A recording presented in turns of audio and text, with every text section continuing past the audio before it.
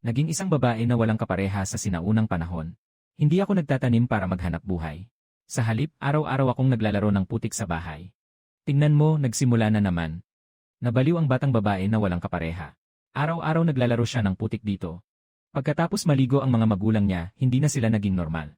Sabi nila, kahapon pinasok nila ang pader ng ancestral hall ng angkan nila. Hindi mababasag ang espada. Hindi matutulak ng tao. Namutla ang mukha ng pinuno. Gaano kay katigas ang pintong gawa sa putik? Sige lang, magyabang kayo.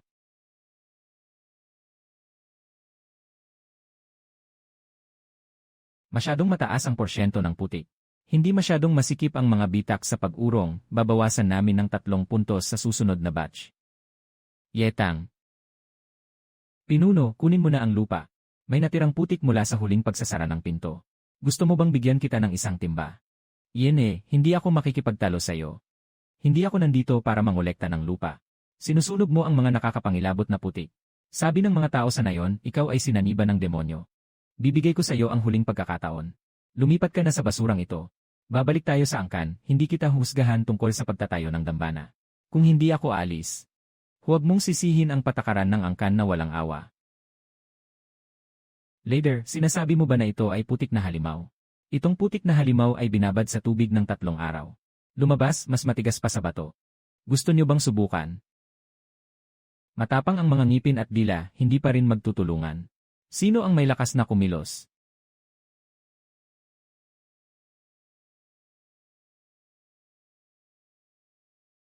Yadachuan, hindi ka pa ba nasiyahan sa mga tao na nawala noong huli sa pintuan ng templo? Nais mo pa bang bumalik? Zudachui, ito ay usaping panloob ng pamilya ye.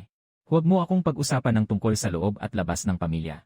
Noong iniligtas ni Lao Ye ang aking anak mula sa tubig noon. Sino sa pamilya Ye ang tumulong? Ako ang gumawa ng kabaong ni Lao Ye. Bakit hindi niyo sinabi na ito ay usaping pamilya nang siya ay inilibing? Sino ang may lakas ng loob na galawin ang batang ito ngayon? Sino mang gumawa niyan, ilalagay ko sa tabi ni Lao Ye. Maghintay ka lang sa akin. Nandyan ka pa. Kumain ka na, nagdala ako ng lugaw, tito, salamat sa'yo.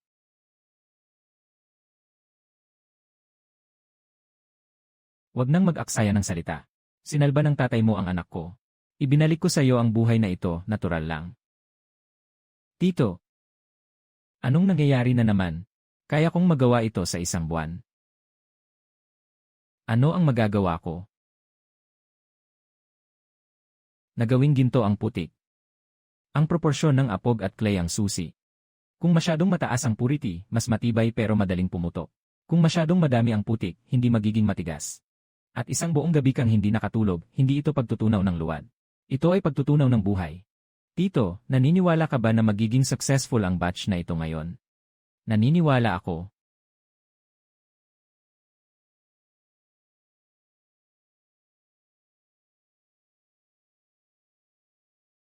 Tito, Martilyo. Nagawa na. Amitabha, Ginoo, anong ginagawa mo po? Guro, ilang taon nang tumutulo ang bubong na ito. Mahigit 5 taon na, nakahanap na ako ng ilang mga manggagawa. Sabi nila, kailangan palitan ang mga beam, malaking gastos. Masyadong kaunti ang kita ng maliit na templo. Kailangan lang magtiis. Tutulungan kitang ayusin, walang bayad. Ginoong babae. Ito bang putik para sa mga semento ng bubong? Ito ang unang beses kong makita. Hindi ito karaniwang putik, malalaman mo kapag natapos na. Tiyo, itayo ang hagdang bato.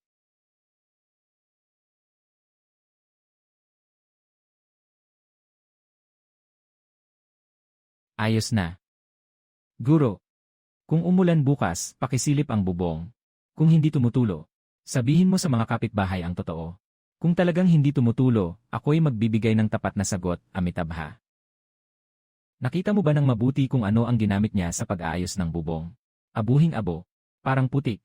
Hindi ito putik, ang putik ay natutunaw sa tubig. Kung naglakas loob siyang ayusin ang mga siwang ng bubong, tiyak na hindi ito natatakot sa tubig. Ito ang materyales na kailangan ng mga matatanda, alamin mo ang tungkol dito. Saan galing ang batang ito?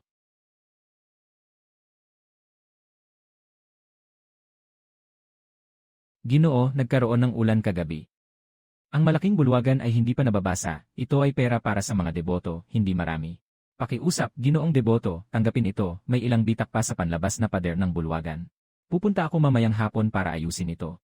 Nabalitaan na ng matandang monghe ang ilang deboto na darating ngayon. May isang sirang pugon sa silangan ng bayan.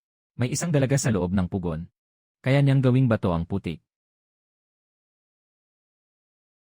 Apo, dumating na ang unang negosyo. Siya yon. Nangungupit ng lupa para sa pagmimina. Nagsusunog ng abo ng demonyo para lokohin, nanlilinlang ng tao. Sa utos ng gobernador. Inilalakad siya. Ginoo, madali lang kayong mahuli ngayon. Pero sa mga susunod, ang pera para sa pagpapagawa ng tulay at kalsada sa bayan. Kailangang magastos ng 10 beses nito. Itong ladrilyo. Ginoo, nais mo bang muna itong tingnan? Huwag siyang pakinggan, baliw lang siya. Sandali lang.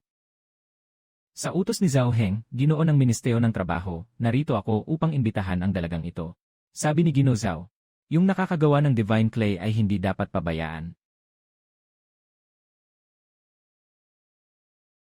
Guro na ye. Si Ginoong Zhao ay mag-inspeksyon sa mga proyekto sa ilog sa susunod na buwan. Nais niyang makita ng personal ang iyong kakayahan sa semento. Nandito na si Ginoo at si Ginang Ye. Ikaw ang batang babae na nakagawa ng semento. Ginoo, isang simpleng dalaga. Ano ang maaasahan mula sa kanya? Kaya ba niyang gumawa? Malalaman mo rin kapag nasubukan mo. Ano ang pinagkaiba sa putik? Ang pagkakaiba ay, kapag ang putik mo ay nakakita ng tubig, luluwag ito. Sa akin hindi.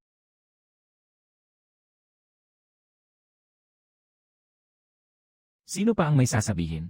Anak, ay benta mo sa akin ang resipe, 500 leang. Ginoo, hindi namin ibebenta ang resipe. Ngunit kailangan kong makipagtulungan sa kagawaran ng mga gawain, ako ang magbibigay ng teknolohiya. Ang kagawaran ang magbibigay ng mga mina at tao, hati tayo sa kita, 6 na para sa iyo, 4 para sa akin. Magaling, anak. Mas magaling kang makipagkalakalan kaysa sa akin. Punong Ye, ngayon naintindihan mo na, ang taong ito ay hindi dapat manatili. Sinabi ng mga nakatataas. Lahat ng mga kaguluhan sa kaayusan ay dapat bantayan ng mabuti.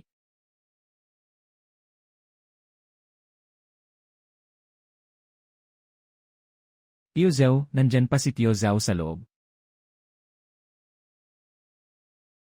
Tio, gising ka na.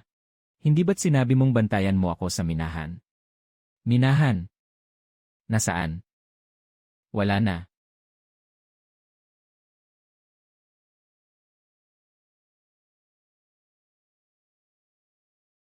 May nagbuhos ng langis. Hindi ito kalamidad mula sa langit. Eik! Hindi na tayo kasya sa lugar na ito, sumama ka sa akin sa kabisera. Kabisera, aalis na ako, sino ang mag-aalaga kay Taizu, namatay ng maaga ang kanyang ina. Mula pagkabata, kasama ko na siya sa pandayan, nagbabangga ng martilyo. Kung aalis ako, sabay tayong aalis. Ano? Ikaw ang nagturo sa kanya ng galing niya. Kailangan ko ng katulong sa pugon pagdating sa kabisera. Ikaw at si Tiezu ay magtatrabaho para sa akin. Babayaran ko kayo.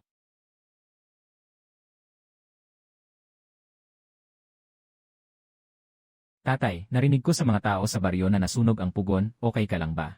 Dumating ka sa tamang oras. Ihanda ang mga gamit, sumama ka sa batang babae ng pamilya Ye papuntang Beijing. Papuntang Beijing. Tiezu. Gusto kong magtayo ng pinakamalaking pabrika sa buong mundo sa Beijing. Nandoon ang tatay mo sa pugon, ikaw ang bahala sa horno.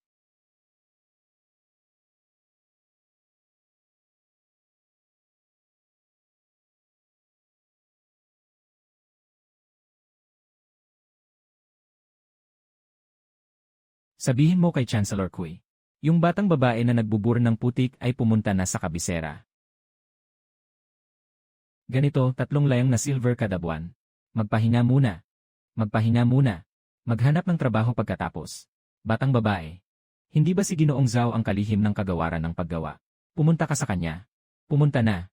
Sabi sa pinto, nasa biyahe siya para suriin ang mga proyekto sa ilog. Walang tiyak na petsa ng pagbabalik. Narinig mo na ba, may isang babaeng mula sa probinsya na dumating sa kanlurang bahagi ng lungsod. Sinasabi niyang ang putik ay maaaring maging bato. Malamang na ito ay mahika. Nanlilinlang lang. Kuya, maglagay ng hagdang, ayusin muna natin ang bubong ng bahay natin. Yung bubong na inayos mo sa warehouse, hindi pa rin tumutulo. Binibini, gaano pa karami ang semento mo? Kukunin ko lahat. Kilala ko pa si Zhang ang talyer sa East Market. At si Lee ang merchant sa West Street. Kailangan din nilang ayusin ang bubong. Kung ganoon, pasensya na, Liu Zhangyi, pakisuyo na lang. Ikaw yung babae sa baryo na nagbebenta ng semento. Ako nga. Mukhang marami kang naloko gamit ang iyong mahika. Ngayon, nandito ang mga tao mula sa industriya ng ladrilyo at bubong sa kabisera para magtakda ng mga alituntunin. Kung hindi, magsara ka na lang at umalis. O di kaya'y huwag ka nang umasa na makakasali sa larangang ito sa hinaharap. Nakita ko na ang mga bricks nyo. Sa 3 taon lang, sira na ang pader. Ang konkreto ko, hindi tumutulo kahit kailan. Sa tingin mo, sino ang dapat magsara? Matalas ang dila. Kung may kakayahan ka, ipakita mo ang totoong bagay. Huwag lang puro salita.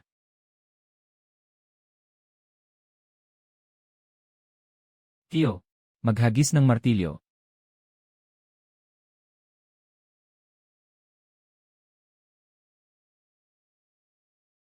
Paraan para mapatahimik ang tao. Hindi ito ingay, kundi ipinapakita namin sa kanila. Sa susunod, dalhin mo ang martilyo. Hindi ka siya ang hawakan ng martilyo ko.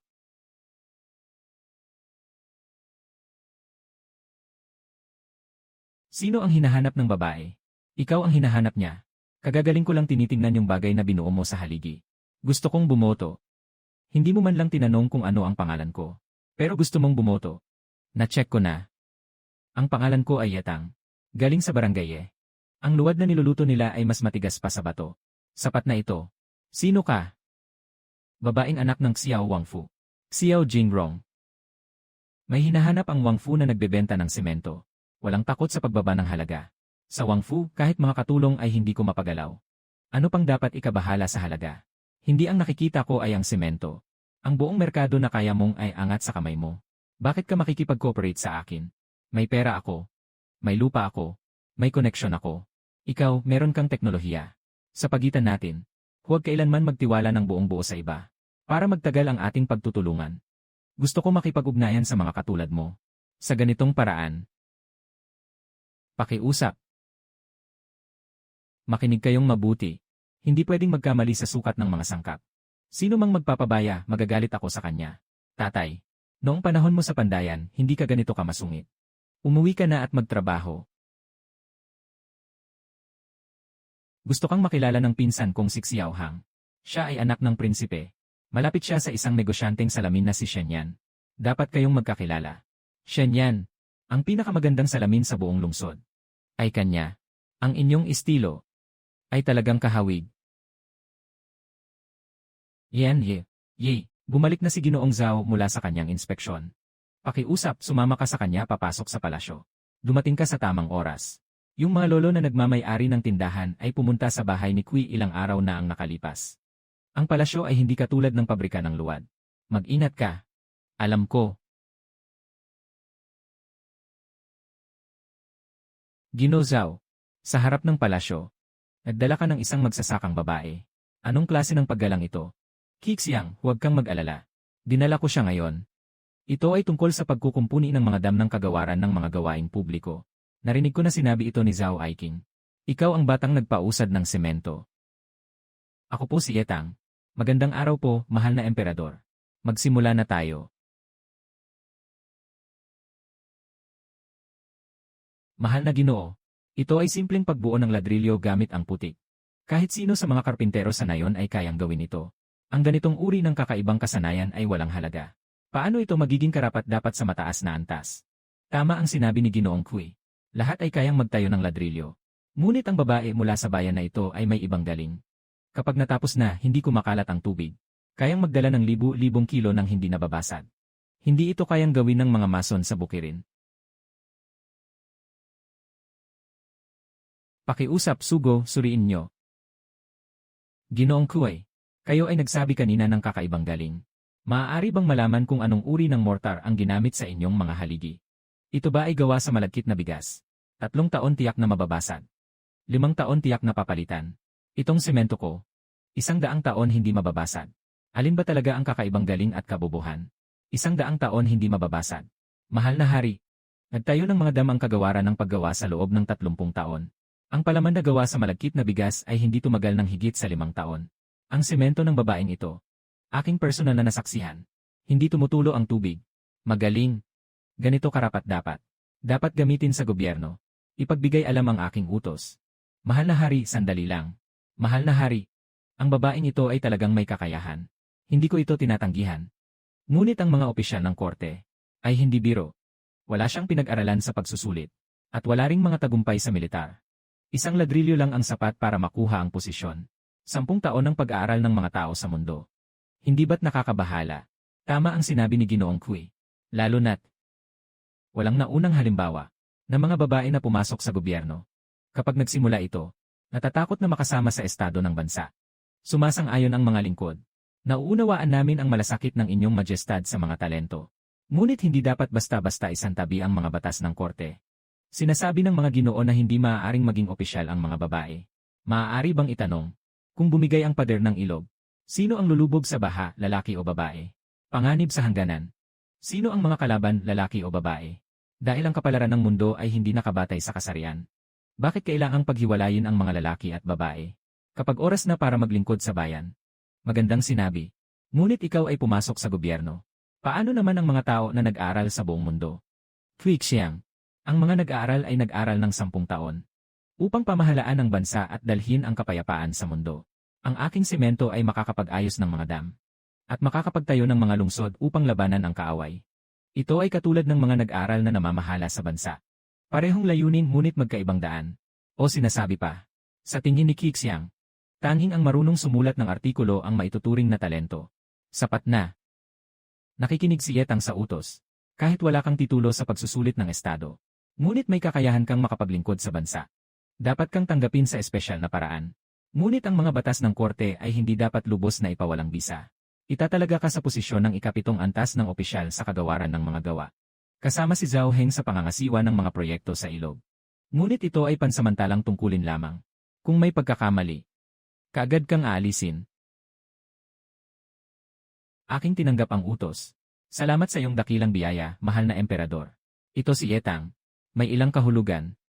Sinasabi ng inyong majestad. Sayang. Babae kasi siya. Nagawa na ng inyong majestad na lumihis sa patakaran para sa kanya. Ipasa ang balita. Pahingin si Zhao Heng na bantayan siya ng mabuti. Gusto kong makita. Ano pa ang magagawa ni Yetang? 3 user ang nagpetisyon laban sa iyo. Babae pumasok sa palasyo. Babae ang namumuno sa umaga. Muling nagsumite si Kui ng sulat. Sabi niya ang malamig na palasyo ay luma na at sira-sira. Nangunguna siyang tumawag sa iyo para ayusin ito. Palasyo ng malamig. Ipinapadala mo ako sa pinakawalang kwentang lugar. Kaya mo bang tiisin? Ang malamig na palasyo ay palasyo din. Tama lang. Hindi pa ako nakapunta roon.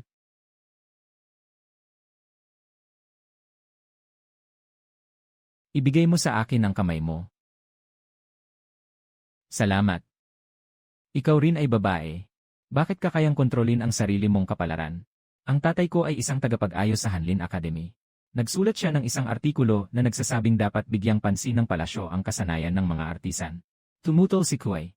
Nahatulan ang buong angkan namin. Sa labas, matino siya. Pero sa totoo, matindi ang kanyang mga pamamaraan. Sino ang pipigil sa kanyang daan? Gusto niyang maghiganti pabalik. Naitayo na ang pader. Hindi nalalabas ang tubig ulan kapag umuulan. Itong pader. Mas maganda kaysa sa palasyo. 5 kilalang tindahan sa Beijing ang pumirma ng kasunduan. Naghahanda silang putulin ang supply ng mineral bago ka mag-mass produce. Si Quishan ang nagsusulong niyan sa likod. Sino pa ang nandyan bukod sa kanya? Ano ang balak mong gawin? Tulungan mo akong maghanap ng tao. Nasa malamig na palasyo. Ang pangalan niya ay Gu Qingyi. Nalaman na. Ang tao sa likod ng supplier ay ang Undersecretary ng Ministry of Revenue. Estudyante ni Quishan. Ngayon umaga, naglabas ang departamento ng isang dokumento para magtatag. Ngunit ang tanggapan ng pagsusuri ng materyales sa konstruksyon ay nakatuon lamang sa kalidad ng semento. Gusto niyang pilitin akong magsara ng sarili ko. Magkain muna tayo. 3 araw na akong hindi nakatulog. Kahit bakal pa, hindi kayang tiisin. Apo. Natatakot akong hindi ko kayanin. At madadamay ka at si Tiesu. Bakit ka umiiyak? Kahit bumagsak ang langit, nandito ang apo para sa'yo. Sinabi sa akin ni Ginoong Zhao. Sa harap ng korte, ang teknolohiya ay hindi kailanman matatalo ang puso ng tao. Kailangan manalo.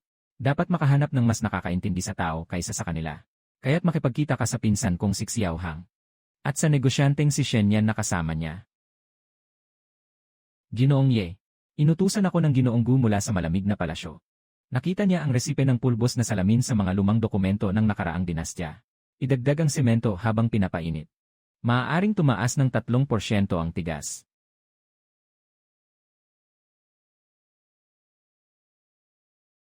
Sino?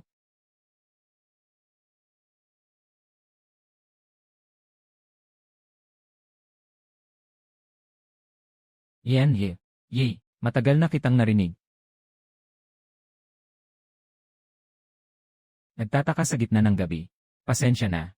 Ngunit kung ilalagay ang baso na ito sa labas ng pinto, baka bukas ay may makakuha na nito. Ikaw ang mamimili ng salamin na binanggit ni Xiao Jingrong. Nabanggit ako ni Yanjie.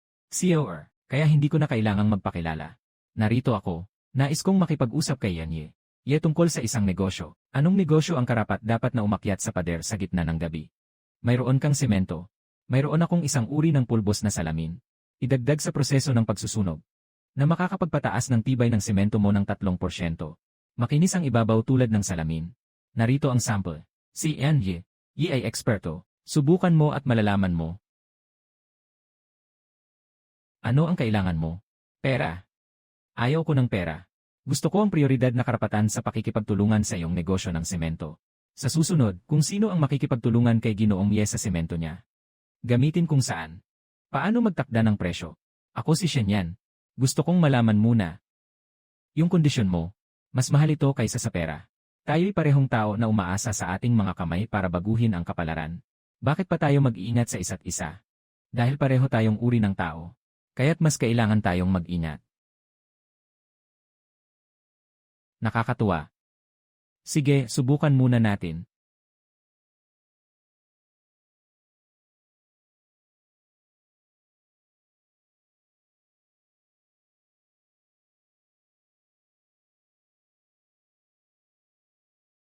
Saan galing ang resipe? Pamanang. 3 henerasyon na ng pamilya Shen ang gumagawa ng salamin. Ngunit ang paggamit ng pulbos ng salamin ay akin mismong natuklasan. Pwede tayong makipagtulungan. Bibigyan ko ng bagong kondisyon. Ang prioridad sa pakikipagtulungan ay sayo. Ngunit sa larangan lamang ng materyales na salamin. Ang semento ko ay ginagamit sa mga proyekto sa ilog. Pangkabuhayan. Pampubliko. Hindi ka dapat makialam. Nakuha na. Magbubukas tayo ng isang tindahan ng materyales na salamin. Ikaw ang magbibigay ng semento. Ako ang magbibigay ng pulbos na salamin. Ang ating threshold. Mabilis na mabibiyak ito ng mga mayayamang tao sa kabisera. Mukhang may tiwala ka.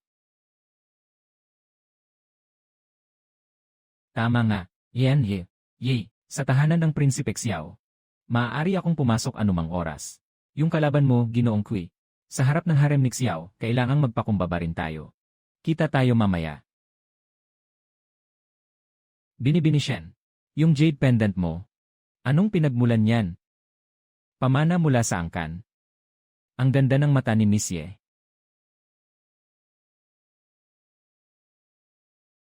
Parang gawa sa artificial na jade. Paano magkakaroon ng ganitong panahon? Jane Brong. Yung kaso ng smuggling ng asin na sinabi mo dati. Naiayos ko na yon para sa'yo. Bakit ka muli nandito? Kuya, dala ko ang mga tao. Yetang. Ang formula ng semento ay kanya. Sa ganitong kaliit na katawan. Jane Brong. Sinabi mo sa akin na siya ay isang tao. Sa tingin ko, isa lang siyang probinsya ng dalaga. Ginoong Xiao. Narinig kong mayroong bundok na artipisyal sa inyong tahanan. 3 taon nang inaayos pero tumutulo pa rin. Paano? Ikaw ang mag-aayos nito para sa akin. Yung artipisyal na bundok ay mula sa taibo ng nakaraang dinastya. 3 opisyal ng kagawaran ng trabaho ang nakakita na at nagsabi na hindi na ito magagawa. Dalhin mo ako para makita. Ang malagkit na puting semento ay sumisipsip ng tubig at lumalaki. Habang nilalagay, mas lalo pang lumalabas ang tubig. Palitan mo ng konkreto ko. Isang insenso.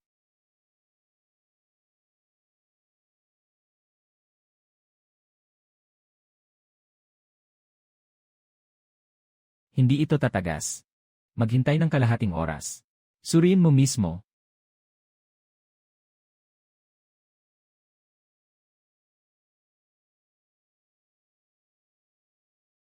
Talagang hindi tatagas. Jane Grong, nakakuha ka ng kayamanan sa pagkakataong ito. Sabi ko na, siya ay iba. Gino Ye, nag-invest ako sa iyong pabrika ng lutuan ng Tangji. Hindi para sa pera. Para saan yon? Sa ibabaw ng lungsod ng Beijing, may pangalan ng Haring Xiao. Walang sinuman ang daring nasaktan ka. Matagal na akong hindi gusto si Kui Shan. May opinyon si Ginoong Xiao kay Ginoong Kui. Napaka-hypocritical ng taong ito. Yung mga patakaran niya tungkol sa mga magsasaka at mga ngalakal ay nagpatigil sa maraming negosyo ko. Matagal ko nang gustong makahanap ng tao na mag-aalis ng sombrero niya. Yan ye. Ikaw, ako at si kapatid Xiao. Semento, salamin, negosyo, 3 bagay na pinagsama. Ang mga matandang may-ari ng mga materyales sa Beijing dapat hindi na makatulog. Yung saan na hiniram ni Yetang mula kay Ginoong Xiao. Inumin natin silang 3. Pero Ginoong Ye, hindi kayang kontrolin ni Kui Shan ang lahat mag-isa. Hindi lang siya mag-isa ang may hawak niyon. Hawak niya ang paraan para magtalaga at mag-alis ng mga opisyal. Kung makikipag-away ka sa kanya, hindi lang sapat ang semento. Kailangan meron kang isang matibay na pundasyon na hindi niya magagalaw. Halimbawa, hayaan mong personal na bigyang diin ka ng kanyang kamahalan. Si Ginoong Xiao at Ginoong Shen ay matagal nang magkakilala. Sa larangan ng negosyo, hindi nagkikita ng mata sa mata. May pagkakapareho ng ugali. Unti-unti silang naging magkaibigan. Sabay-sabay na nilabag ng 5 minero ang kasunduan. Ibinalik nila ang deposito ng buo. Sabi nila may paalam na sa taas. Kaya ilang araw pa kaya ang matitira sa ating inventaryo.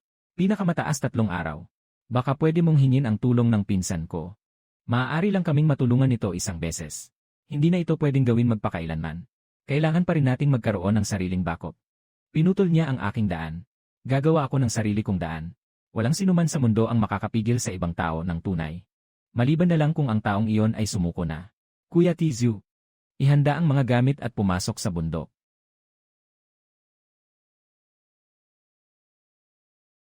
Bata, ito na ang 3 araw. Talagang makikita ang daan.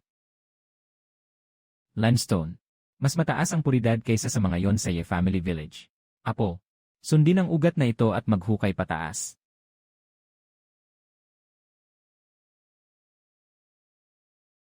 Itong bato, kasing pareho ng sa Ye Family Village. Mas maganda kaysa sa nayon ng Ye. Ang buong kabundukan na ito ay, kaya ano pang hinihintay natin? Bababa ako ng bundok para mag-ikot. Una, titignan ko ang titulo ng lupa. Tingnan kung kanino nakapangalan ang lupain na ito. Nakita ko na. Nasa saklaw ng lupain ng kuya ko ang bahaging ito. Hindi makapasok ang kamay ni Chui Sion. Kaya maghukay na tayo.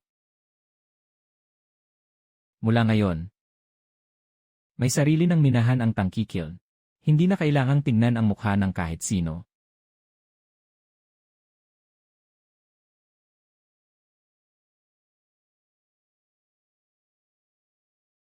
Ginoo. Nahanap ni Yetang ang bagong minahan sa paligid ng Beijing. Nasa ilalim ng pangalan ni Xiao Heng. Hindi niya masusubaybayan ang departamento ng panloob.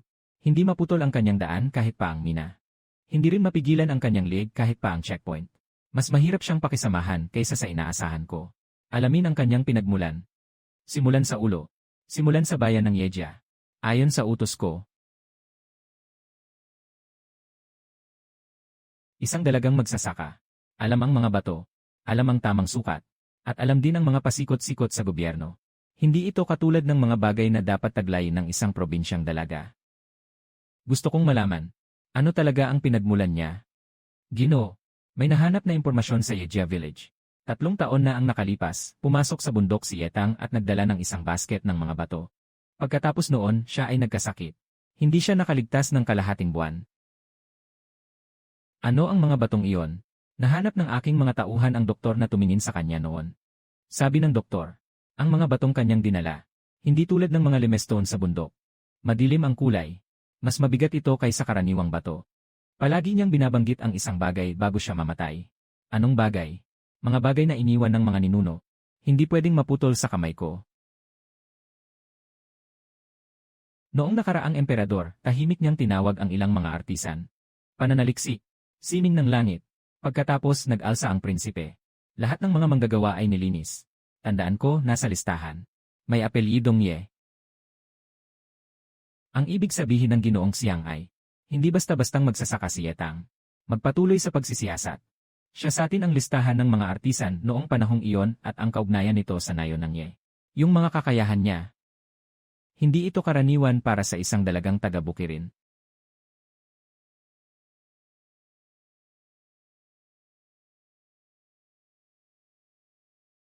Mali. Ito ay hindi limestone. Ang metal na may ganitong densidad at kinang.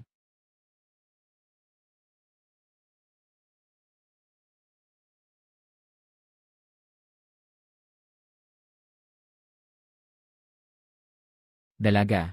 May natagpuan na naman ba? Bauxite. Apo. Mas mataas ang temperatura ng pagsusunog nito kumpara sa apo.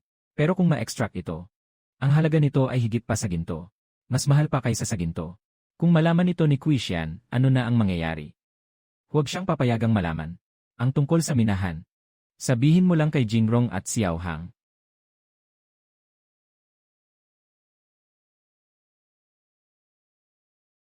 May mga bagay sa pagitan. Struktura ng heat storage. Ito ay disenyo na mayroon lamang sa modernong high-temperature industrial furnace. Heavenly Craft. Ano ito?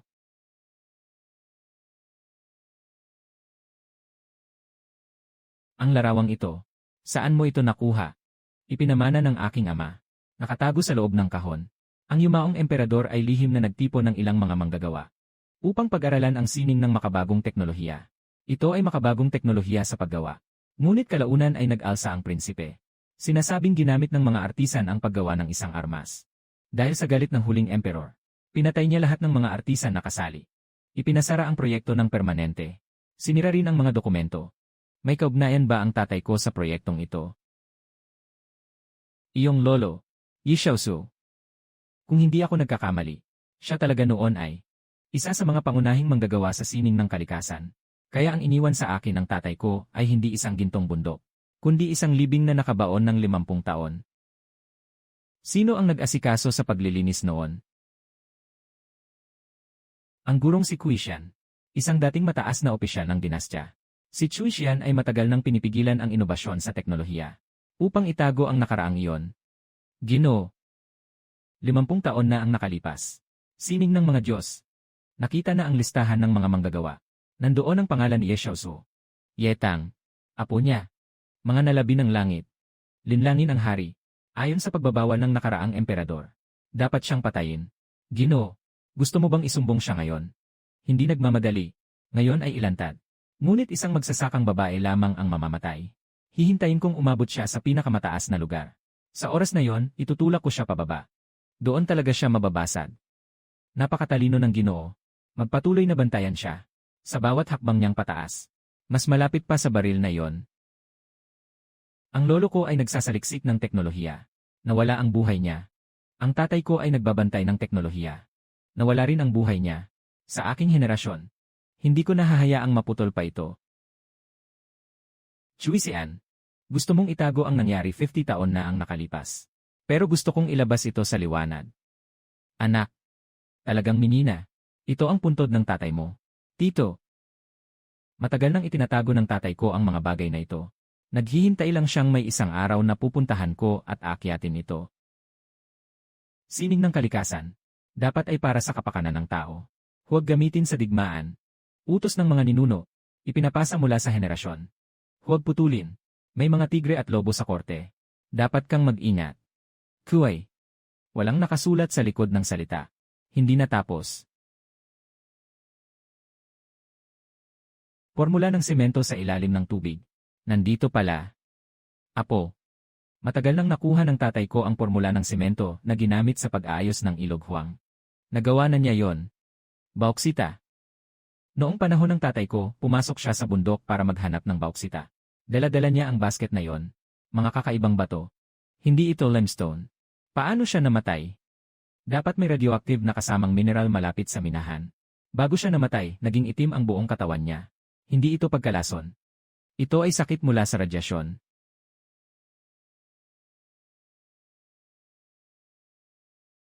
May tao na dumating.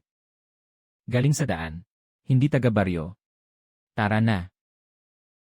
Dumating ang tao ni Kuishian ng kaunti ng huli. Ginoong Zhao. Ito ang underwater concrete recipe na iniwan ng tatay ko. Proyekto sa pamamahala ng Huanghe. Gusto kong makilahok. Mayroon ding proposal si Kuishian. Gamit ang glutinous rice ash at malalaking bato sa pagtatayo. Sinusuportahan siya ng Ministry of Revenue. Sabi nila, itong underwater construction mo. Hindi pa nasubukan. Kung maputok ang dam, magdadala ito ng kalamidad sa lahat. Kaya maghihilera tayo. Sa harap ng hari. Diretsong susubukan. Tingnan mismo ng hari. Kung sino ang makakayanan ang tubig. Ginuye. Mabilis ang agos ng tubig sa Huanghe. Yung putik mo na nagtayo ng mga bricks sa lupa, ayos lang sana. Pero inilagay mo sa tubig. Kung sakaling bumigay ang dike, mapapadaloy ang baha sa libu-libong mamamayan sa baybayin. Kaya mo bang dalhin ang responsibilidad? Ginokue. Dahil ang binabaha ay mga mamamayan. Kaya mas kailangan natin gamitin ang pinakamahusay na materyales. Ang malagkit na semento ay lulusot sa 3 taon. Ito ang talaan ng gobyerno sa loob ng 30 taon. Lahat ng pondo para sa pagkumpuni ay nakatala dito. Ipabasa mo kay Zhao Darren para sa hari. Tama na. Yetang. Sinasabi mong ang iyong semento ay pwedeng tumigas sa tubig. Sige, ipakita mo nga sa akin.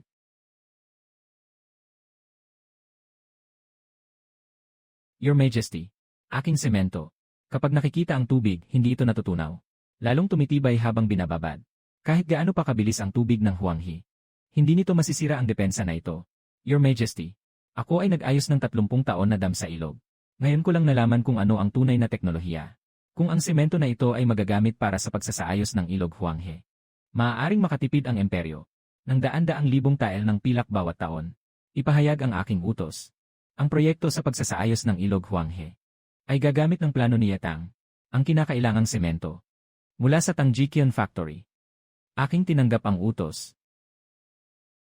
Ngayon sa korte, pinilit niya akong ipakita ang libro ng mga account. Ito ay may paghahanda na. Ginoo, napakahirap talunin ng Yetang na ito. Kailangan bang gamitin ang iyon?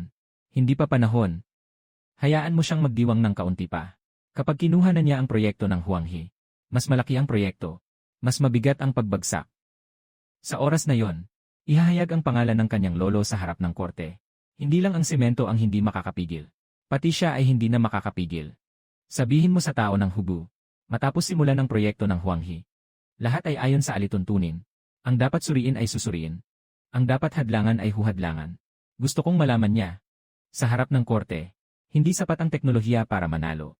Naiintindihan ko. Nahanap na ba ang testigo? Nahanap na. Noong panahong iyon, may isang matandang kawani pa na nag-asikaso ng kasong ito. Naalala niya ang pangalan ni Ye Xiaozu. Dinala siya sa Beijing. Maingat na inalagaan. Naiintindihan ko. Bata. Ikaw na isang mataas na opisyal ng kagawaran ng paggawa. Kailangan mo bang magbuhat ng sarili? Ganito rin ang ginawa ng tatay ko noon. Ayokong mapahiya siya. Naging maayos ang lahat dahil kay Xiao Hang na tumulong sa atin sa mga hadlang. Masaya rin ako sa loob ko. Masigla ang trabaho. Ginoong Zhao. Ginang Zhao. May mga balita na ako tungkol sa iyong pinapahanap. Sa listahan ng mga inalis na manggagawa 50 taon na ang nakalipas. Nandoon ang pangalan ng iyong lolo. Alam na niya ito noon pa. Ang guro ni Kuishian ang siyang nag-ayos ng listahan noon. Hindi siya nagbigay ng impormasyon laban sa akin. Naghihintay ako. Ano ang hinihintay?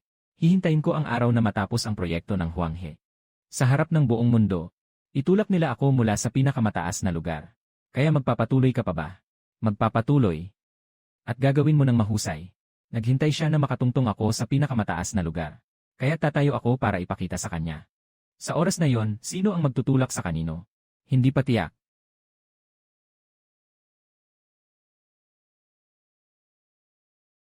Naging ganito na ang apoy. Bakit hindi nagpadala ng manggagamot? Walang anuman. Walang anuman. Matatapos din ito sa kalaunan. Ang sariling gawa kong pangpapalamig na tubig. Ang noo mo ang init-init. Unang ipahid ang pangpapalamig. Lahat ng dingding dito ay basa. Noong araw, nagsulat ang ama ko ng isang artikulo, Langit at Lupa, na nagsusulong na dapat bigyang pansin ng pamahalaan ang kasanayan ng mga manggagawa. Sabi niya, ang kasanayan ng mga artisan ay hindi dapat husgahan batay sa pinagmulan, kaya't hindi sila naghimagsik. Mula simula hanggang wakas, wala. Ang kailangan niya lang ay isang paratang.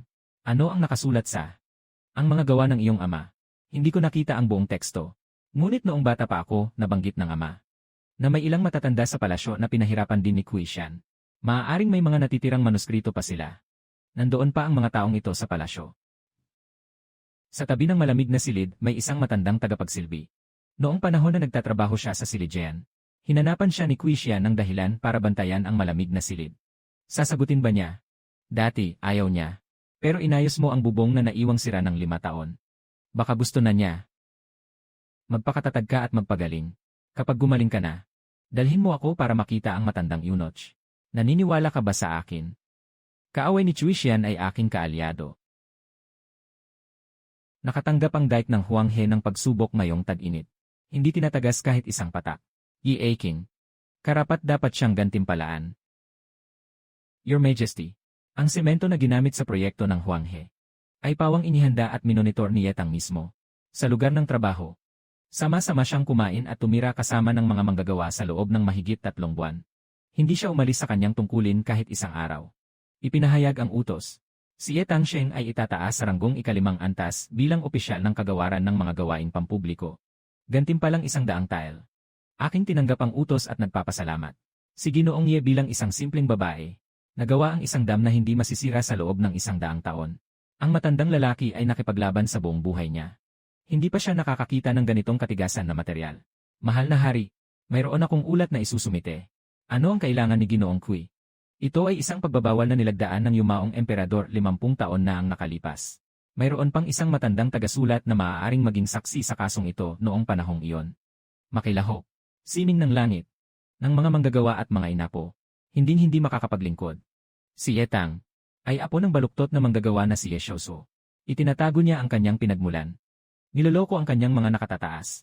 Dapat kang putulin ayon sa batas. Dr. Yi. Sabi ni Ministro Kui. Totoo ba talaga? Yi Xiaosu. Ay lolo ko. Alam mo ba ang mga ipinagbabawal ng emperador noon? Sumpa ng langit. Hindi makakapaglingkod sa mundo. Naiintindihan. Ngunit may isang tanong ako na nais kong itanong kay Ginoong Kui. Sa harap ng kamatayan, ano pa ang maaari pang sabihin? Maaari bang itanong kay Ginoong Kui? 3 henerasyon ng pamilya Ye. Anong henerasyon ang gumawa ng mga bagay na ito? Humihingi ako ng tawad sa bansang ito. Ang batas ay batas. Ang pagbabawal ng naunang emperador ay nakasulat sa itim na tinta sa papel. Paano mo ito maipapaliwanag? Ngunit ako'y muling nagtatanong. Noong panahong iyon, nagbigay ng pagbabawal ang naunang emperador. Dahil sa prinsipe na ginamit ang mga artisan para sa masamang balak. Ngunit ang lolo ng lingkod na si Ye Xiaosu ay nakilahok ba sa rebelyon? May ebidensya ba? Nasa talaan ang kanyang pangalan. Iyon ang ebidensya. Ang listahan ay makapagpapatunay lamang na siya ay artisan. Hindi nito mapapatunayan na siya ay nakilahok sa rebelyon. 50 taon na ang nakalipas, ang grupong iyon ng daan-daang mga artisan. Ang karamihan sa kanila ay walang kaalaman sa balak ng prinsipe. Kagalang-galang na hari. Ang aking tiyuhin na si Zhao Mingyuan ay isa rin sa mga artisan na nilinis noong panahong iyon. Ang sinasabi ni Yetang ay totoo sa bawat salita. Ginoong Zhao, ikaw at siya ay magkasama sa gobyerno. Siyempre, tutulungan mo siyang magsalita. Ito ang mga tala ng aking ama. Nakasulat dito. Sining ng kalikasan. Dapat para sa kapakanan ng tao. Hindi dapat maging armas. 3 henerasyon ng pamilyang Ye. Sa pinakamahihirap na panahon, hindi ginagamit ang teknolohiya para saktan ang iba. Sa kasong ito, pansamantalang ipinagpaliban ang hatol. Inilagay si Yetang sa dalisi. Hihintayin ang paglilinaw ng katotohanan bago magpasya. Maliwanag ang iyong karunungan, hari. Yung listahan na hawak mo, ay ang listahang pinili ng iyong gurong minahal noong araw. Nagtago siya ng katotohanan. Alam mo na palagi.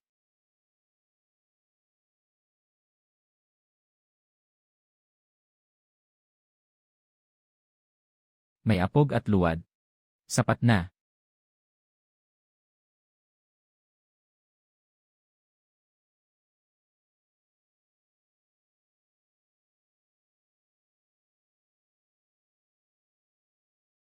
Kuwei Shen.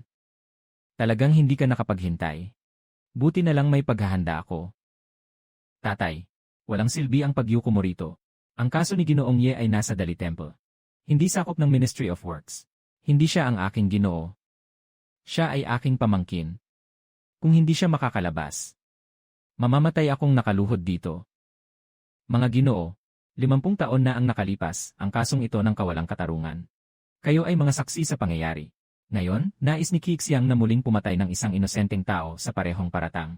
Kung hindi tayo magsasalita para kay Yetang ngayon, bukas, tayo na ang susunod.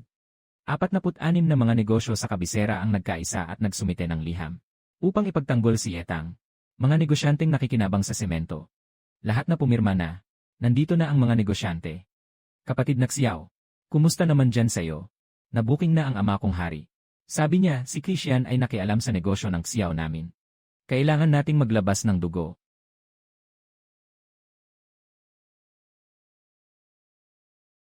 Ginoong hindi ka kailanman pumunta rito, matanda. Ginoo.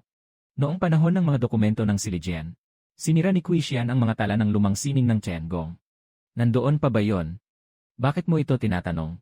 Dahil may kailangan ito ngayon para sa muling pagsusuri. Isang babae na nag-ayos ng dam sa Huanghe. Hindi siya dapat mamatay sa kamay ni Qixian. Nagtago ang matandang alipin ng 50 taon. Sa wakas may dumating para kunin ito.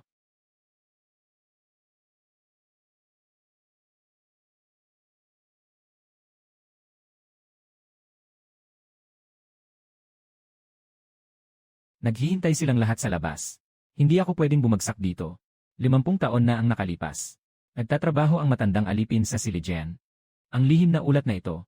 Ito ay sa gabi bago pumanaw ang dating emperador. Ang guro ni Qixian, na noon ay punong ministro, na personal na iniharap, humiling siya sa dating emperador na sirain ang lahat ng mga talaan ng Qianshu. At ilista ang mga pangalan ng mga artisan bilang panghabang buhay na lihim. Nakasulat dito, ang prinsipe ay nagplano ng rebelyon. Hindi ito tungkol sa manggagawa, kundi sa mga kagamitan na ginawa ng prinsipe. Kung ipapakalat sa mga tao, maaaring magdulot ng kabuluhan sa bansa, kaya't pinaparusahan sila sa kasalanang pagtataksil. Para maiwasan ang mga masamang mangyayari. Alam nila na ang mga manggagawa ay inosente. Nakasulat dito ang katotohanan mula noong mga panahong iyon. Hindi alam ng mga artisan, pero nagkasala pa rin sila. Ang dahilan ay para maitago ang alaala. Lolo, itinago mo ito ng 50 taon. Bakit ngayon mo ito ilalabas? Matapos ang 50 taon, sa wakas, may nakarating na tao na handang maglingkod sa bayan. Yung ginawang malaking lupa sa Huanghe. Ang pamangkin ko ay nakatira sa tabing ilog. Ngayong tag-init, hindi nalubog ang bahay niya. Hindi nasira ang mga tanim. Naitala ng yantang. Magandang bata, magandang bata. Napatunayan na ang iyong pinagmulan ay totoo. Ayon sa batas. Ginoo. Bago ang hatol. Pakiusap, tingnan mo muna ito. Ibigay mo na. Kilalang kilala ko ang sulat kamay sa liham na ito. Ito ay mula sa dating punong ministro ng nakaraang dinastya. Nakasulat dito ng malinaw. Ang artisan ay walang sala. Teknolohiya ng pagsasara. Paglilinis noong 50 taon na ang nakalipas. Hindi ito rebellion. Pagpatay. Lumang dokumento na walang malinaw na pinagmulan. Ginoo Choi. Totoo ba ang bagay na ito? Ako ang maghuhusga. Ang liham na ito mula kay Ginoong Qi ay isinulat ng iyong guro. Alam mo na ang katotohanan. Ikaw ay nag-aakusa ng walang batayan. Hindi ba't ito ay isang akusasyon? Pakiusap, tingnan ng kagalang-galang na hari ang liham at malalaman niya. Ang kaso na nais kong talakayin ay hindi lamang tungkol sa akin. Ito ay kaso ng daang-daang inosenteng manggagawa. Itinatago sa lihim na selyo. Inihaharap sa harap ng hari. Mahal na hari, ang ikatlong uncle ko na si Zhao Minyuan. Nasa hanay ng mga manggagawa na yon. 50 taon kong hinanap ang sagot. Sa wakas ay natagpuan ko na ngayon. Hinihiling ko sa inyong kamahalan na bigyang linaw ang mga kaluluwa ng mga biktima. Ipadala ang utos. Mulit na suriin ang kaso ng sining ng langit na 50 taon na ang nakalipas. Muling suriin. Si Yetang ay pansamantalang pinalaya. Matapos ang pagsisiyasat sa kaso, iayos ang iba pang hakbang. Ginoong Qi, mahalagang liham. Ang pribadong selyo ni Maestro Ling. Ministro. Salamat, hari. Bumalik na siya. Tifu. Bumalik na ang batang babae. Itong mga sangkap. Saan nanggaling? Pagkatapos mong makulong. Marami sa mga dating kliyente na nagsauli na. Umalis ang balita tungkol sa 46 na negosyo na nagsumite ng liham ng sabay-sabay. Lahat ay gustong magpahayag ng kanilang saloobin. At ang iba naman. Mga tao ni Qixian ay nagkakalat pa rin ng chismis. Sinasabi nilang kahit nakalaya ka na, hindi pa tapos ang kaso. Sino mang makipagnegosyo sa iyo ay malas. Ngunit ang mga negosyanteng inayos ang kanilang mga bodega gamit ang semento. Walang isa man ang umalis. Ang semento ay may sariling boses. Ang semento ay may sariling boses. Bata. Araw-araw akong nakaupo sa harap ng opisina. Iniisip ko kung hindi ka makakalabas. Tio, nakakalabas na ako.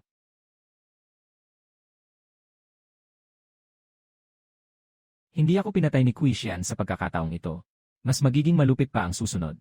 Alam ko, may isang bagay na ginawa ko nang walang pahintulot. Ibinenta ko ang unang batch ng mga materyales sa salamin. Sa kalahating presyo sa 12 nayon sa paligid ng Beijing. Ang reputasyon ng semento mo, hindi lang sa kabisera. Kaya ni Quishan napigilan ka sa harap ng mga opisyal.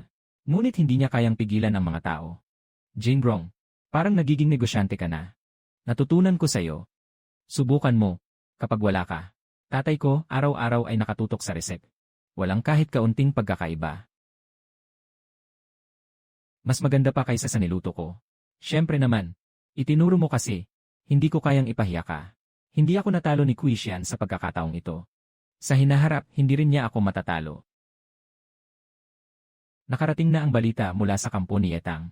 Pinukol ng mabigat na kavalyerong may bakal ang 3 linya ng depensa namin. Hindi matamaan ng mga pana at balang ang kanilang bakal na panlabas. Hindi sapat ang sakop ng mga pana at balang. Hindi lang sakop ang distansya. Anong reaksyon ni Quishan? Sabi niya kung mapapabuti ng Yetang ang kanilang paraan. Maaaring mapatawad sila sa nakaraan. Hindi niya ako palalampasin. Hindi siya nagbibigay sa akin ng pagkakataon. Kundi nag-aabang siya ng bitad. Nagawa na ang pagbabago sa armas. Ito ang dapat kong gawin. Ang pagkatalo ay isang malaking kasalanan. Kaya tatanggapin mo ba? Ang pagtanggap ay hindi para sa pagtubos ng kasalanan. Ito ay para sa mga sundalo sa unahan. Mas matibay ang patong ng iyong palaso kaysa sa aking salamin. Ang kayang bumuo ng pader ay kayang ipagtanggol ang bansa. Nabaril si Ginoong Ye. Alam mo ba kung gaano karaming buhay ng sundalo ang mayaabot ng iyong palaso? Alam ko, kaya't kailangan kong gawin itong mas mahusay. Bakit ka pa nakatayo dyan? Sundin ang pamantayang ito. Gumawa ng 3,000 piraso. Ipadala sa harapan. May 3 bagong tao na naitalaga sa Departamento ng Armas. Lahat sila ay mga estudyante ni Quishan. Isa sa kanila ang namamahala sa quality control. Gusto ni Quishan na makialam sa mga armas. Ano ang balak mo? Bawat kanyon. Sinasaliksik ko mismo. Ang hindi pasado ay hindi makakalabas dito. Ikaw ang mag-inspeksyon ng 300 kanyon. Hindi ko kayang suriin lahat mag-isa. Ngunit marami akong mapagkakatiwalaan. Nasapat na.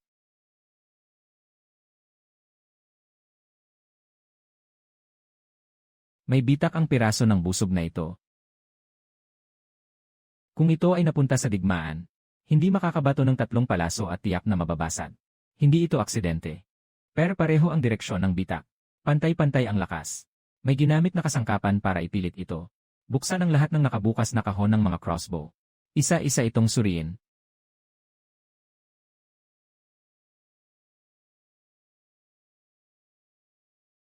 Sino ang namahala sa kalidad ng batch na ito ng mga crossbow? Si Feng, ang bagong tagapangasiwa. Na inilipat mula kay Quixiang. Nasaan siya? Hindi siya pumasok kahapon. Narinig kong may sakit siya. Hindi siya may sakit. Tumakas na matapos makuha ang pera. Ilagak ang lahat ng problemadong pana. Palitan ang bagong piraso ng pana. Ako ang personal na susuri. Kailangan bang iulat ito? Iulat. Pero hindi sa kagawaran ng paggawa. Iulat kay Ginoong Zhao. Paalisin mo siyang alamin ang detalye tungkol kay Feng. Kailangan mong kumilos laban sa tao ni Quishan. Ginagamit niya ang buhay ng mga sundalo sa harapan para sa akin. Ginagawa niyang pusta ang kanilang mga buhay. Sa pagkakataong ito, hindi ko na siya bibigyan ng puwang. 3 araw na ang nakalipas, tumanggap si Feng ng 500 tael na pilak. Ang naghatid ng pera ay ang butler mula sa tahanan ni Quishan. Sapat na ba ang impeachment? Pwede ang impeachment.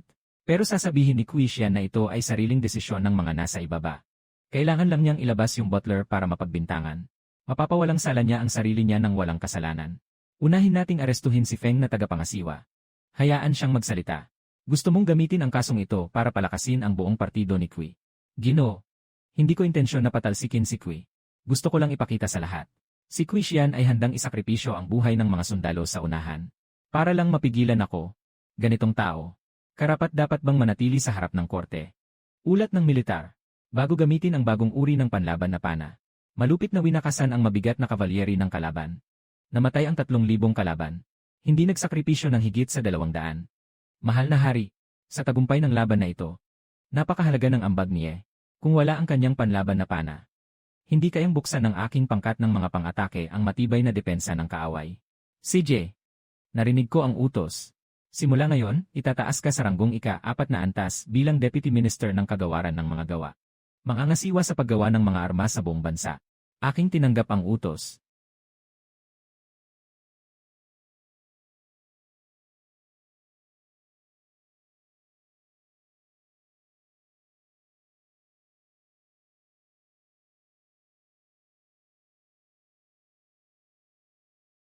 Deputy Minister E, anong bagay ang nais mong ipahayag ngayon? Kagalang-galang na hari. Ngayon, ako'y mag-ulat. Tungkol sa buong katotohanan ng balak ng prinsipe na magrebelde 50 taon na ang nakalipas. At ang mga kasalanan ni Cui Xian, ang ministro ng Estado, na nagtago ng katotohanan sa loob ng 50 taon. At nagdulot ng kapahamakan sa mga tapat. At sinira ang mga armas. At nagwasak ng mga ebidensya. Yetang. Sa harap ng korte, ang walang basihang pahayag ay nagdadala ng kaparusahan. Ito ang mga ebidensyang nakalap namin matapos ang aming investigasyon. Mahal na emperador, pakiusap, tingnan nyo.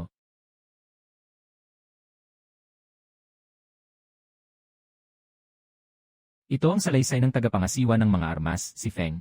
Inamin niyang tumanggap ng pera mula sa bahay ni Kui. At nagmanipula sa mga bahagi ng busog na ipinadala sa hangganan. Si Cui Xian ay gumagamit ng buhay ng mga sundalo sa unahan bilang pondo. Upang supilin ang mga ministro. Ito ang salaysay ng pinuno ng mga gwardiya ng Kui. Inamin niyang inutusan siya ni Cui Xian. Nahukayin ang libingan ng ama ng ministro. At sunugin ang mga talaan. Ngunit nakuha na ng ministro ang mga talaan noon pang nakaraan. Kaya ang kanyang sinunog ay mga walang laman na kahon lamang. Nasa harapan niyo ang mga tala at ang sinunog na kahon. Ang mga salaysay na ito ay iyong inimbento. Ano ang iyong mga saksi? Meron. Mula pa sa kabataan ng kanyang kamahalan, siya ay laging kasama ng prinsipe. Hindi kailanman nag-alsa ang prinsipe. Siya ay gumagawa ng isang aparato. Nais niyang makapag-ugnayan ang mga gwardya sa hangganan sa kabisera ng real-time. Noong panahong iyon, ang matandang punong ministro ay nagdala ng mga sundalo sa tahanan ng prinsipe. Narinig ng mga karaniwang tao na sinabi niya ang mga manggagawa ay hindi dapat manatili. Alam nila ang labis noong araw na pinatay ang prinsipe. Sinabi niya sa mga karaniwang tao, naway dalhin ng mga susunod na henerasyon ang teknolohiyang ito at makapagbigay ng benepisyo sa mundo. Hindi na kailangang maghiganti para sa akin. Ang tanging hiling ay kung saan man umabot ang liwanag, walang magiging pagdurusa sa mundo. Ako ay isang alipin ng 50 taon, Cui Xian. Ang iyong gurong nakatago ang katotohanan. Sa pagpatay sa mga inosenteng manggagawa, alam mo ang katotohanan. Sa 50 taon, pinalala pa ang pang-aapi sa lahat ng pagbabago sa teknolohiya. Anong masasabi mo pa? Ako po. Ako ay sumusunod sa mga patakaran ng naunang emperador. Hindi mo sinusunod ang mga patakaran. Ang huling general ay nilinlang ng iyong guro. Pinipilit mong supilin ang inobasyon sa teknolohiya sa mga taong ito. Hindi para sa batas ng bansa, kundi natatakot kang ilabas ang katotohanan. Masira ang reputasyon ng iyong guro, masira ang posisyon ng iyong angkan, ang Kui. Ipagkaloob ang utos. Si Cui Xian ay aalisin ang korona at ipapadala sa kulungan, haharap sa paghuhusga ng 3 opisyal. Ang kaso ng maling paghatol sa teknolohiya noong 50 taon ang agad na lilinawin. Lahat ng mga inakusahan na manggagawa na pinatay ng walang sala. Pagsusuri ng pangalang pinasinayaan. Ako, kumakatawan sa aking lolo, kumakatawan sa aking ama. Kumakatawan sa 173 mga biktima, salamat sa biyaya ng inyong kaharian. Nanalo ka. Hindi ako nanalo. Nandito ako para sa mga taong tinapakan mo at ng iyong guro. Na nakatayo dito. Yetang, makinig ka, ikaw ay isang karaniwang tao. Kasanayan ng bansa ng Huili. Ayusin ang ilog Huang, magtayo ng mga dam, pagbutihin ang mga armas, durugin ang mabibigat na baluti ng kaaway. Higit pa sa harap ng palasyo. Para sa 173 kaluluwa na inusig 50 taon na ang nakalipas. Ngayon, ako'y nagbigay ng eksepsyon. Ipinagkakaloob kay Yetang ang titulo ng prinsipe ng lalawigan. Ang mga talento sa buong mundo, hindi tinitingnan ang pinagmulan, hindi tinitingnan ang kasarian. Tanging ang kakayahan ang isusulong. Ministro, tumanggap ng utos at pasasalamat.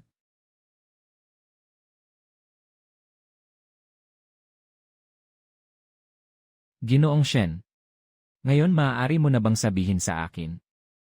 Yung jade pendant mo, hindi ito likas na jade. Sa panahong ito, hindi dapat nagkakaroon ng ganitong artipisyal na paggawa. Tama ang iyong paningin, matalim talaga. Yung jade pendant, ipinasa sa akin ng aking ama. Noong kabataan niya, gumawa siya ng mga salamin na gamit ang glass para sa Haring Tiyan.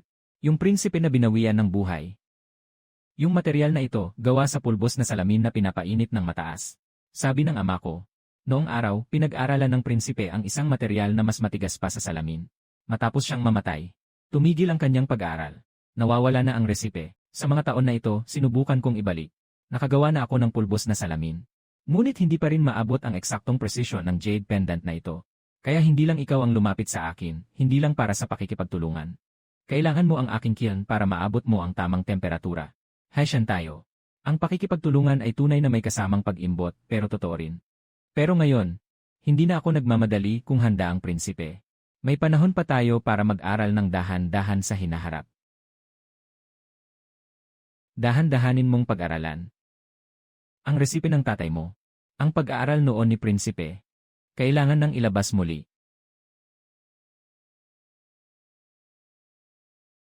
Lolo Ye, naging general na ang anak mong babae. Hindi ko nasayang ang pagtabak ko sa kabaong na yon para sayo. Tatay, naiintindihan ko na ang larawan na iniwan mo sa akin. Ito ay isang high-temperature heat-retaining kiln. Noong pumasok ka sa bundok para hanapin ang bauxite. Gusto mong gamitin ang pugon na ito para maglathala ng aluminyo, tama ba? Ang disenyo na ito ay iniwan ng prinsipe noon. Matagal nang pinag-aralan ng prinsipe ang teknolohiya ng mataas na temperatura na sintering, 10 taon na ang nakalipas. Hindi mo pa nakitang personal ang prinsipe. Pero iningatan mo ang larawang ito halos buong buhay mo.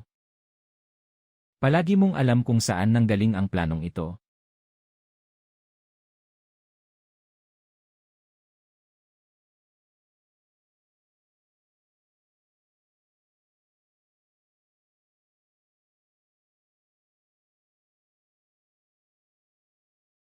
Tatlong taon na mula sa isang sirang pugon hanggang sa Dislaylay High Tower. Sinira mo ang buong negosyo ng materyales sa konstruksyon sa kabisera. Ikaw ang sumira, ako lang ang nag-asikaso ng semento. Ito ang unang batch ng mga sample ng salamin na materyales. Ang resipe ng prinsipe noong panahong iyon, kasama ang iyong mataas na temperatura na pugon. Ang tigas ay lumampas sa natural na jade. Kung makita niya ito, dapat ay matutuwa siya. Ang aking ama ay nagsulat ng buong buhay niya. Gawa ng langit at lupa. Sa wakas, may gumawa para sa kanya. Si Lao Ye ay buong buhay na tapat kahit salita ay hindi makabuka. Kung makita lang sana niya ang kanyang anak na babae na nakatayo sa pinakamataas na lugar sa kabisera. Hawak ang mga guhit na iniwan niya. Sa likod niya ay isang tor na siya mismo ang nagtayo. Tiyak na tatawa siya. Nakatayo na ang putik sa pader, Yetang, nakita mo ba?